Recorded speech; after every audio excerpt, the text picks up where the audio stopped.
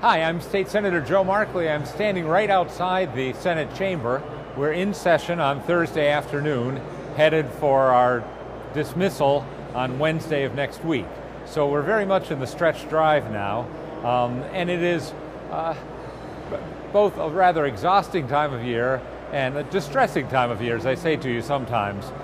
It's a period where we spend a lot of time up here. To some extent, we waste a lot of time up here. Yesterday, although we came up to begin our business around midday, we didn't actually go into the Senate chamber until nearly 4 o'clock. Ended up staying until 1 in the morning. You feel like if we could get started at a decent hour, we could get out at a decent hour, and it would be better all around. But it hasn't happened yet since I've been back, and I'm not holding my breath.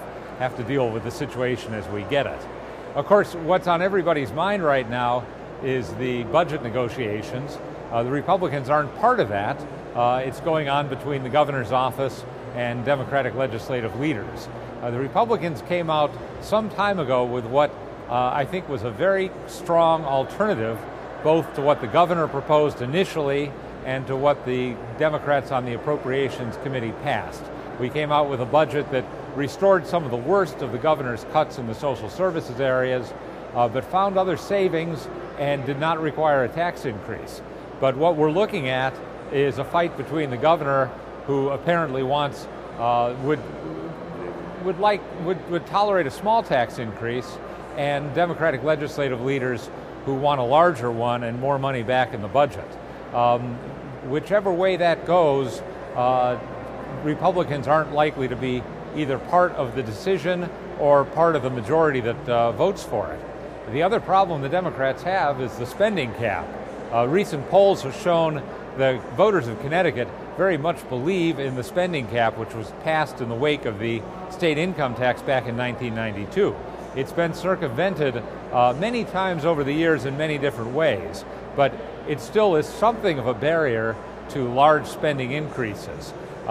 This year, I think it's going to be very important to try to hold the Democratic majority to that spending cap.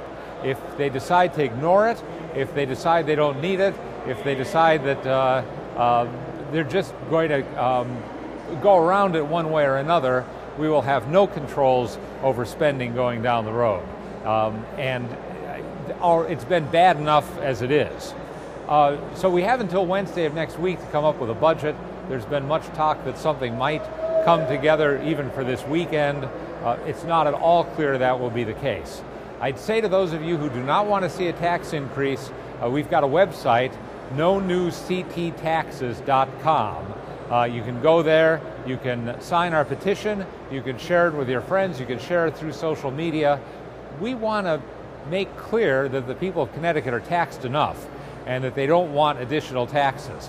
I enjoyed yesterday driving down 91, seeing the billboard that the certified public accountants have put up. Their services, according to the bill that was passed by the Finance Committee, would also be subject to a sales tax here in Connecticut. And their point is, why are you going to tax people for complying with the law in filling out their taxes? Talk about adding insult to injury. Nobody wants to be paying a CPA to prepare their income taxes, but then when you're doing that, to have to pay taxes on it on top of it just seems outrageous. So try to make your voice heard as best you can through our petition or by talking to your legislators. Remember, even if I'm your state senator, you've still got state representatives that need to hear from you, that need to know that you want us to hold the line on tax increases. I'm going to mention one other thing that happened in the world of the way things work up here. There were two bills working their way through the process that affected firefighters and police. One was a cancer presumption of eligibility for workers' compensation for firefighters who develop cancer.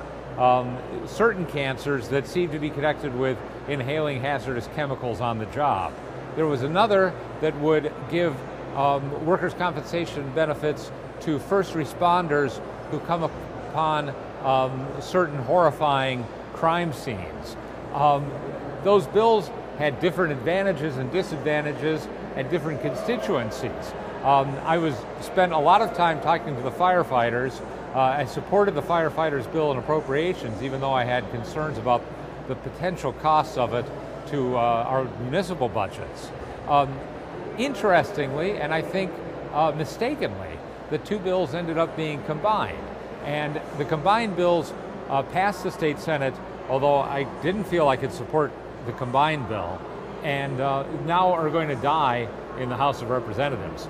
This is the kind of maneuvering that sometimes you don't know if it's bad assumptions on the part of the people that are promoting the bills or clever ways of trying to kill the bills. But that's the kind of confusion that takes place in these final days. And I would say again, as I said the last time I spoke to you, keep in mind when you see our votes on these bills that sometimes the bills that we're voting on are not the bills that were originally proposed. In fact, sometimes you have only a bill number and a completely different bill that actually comes to our desk.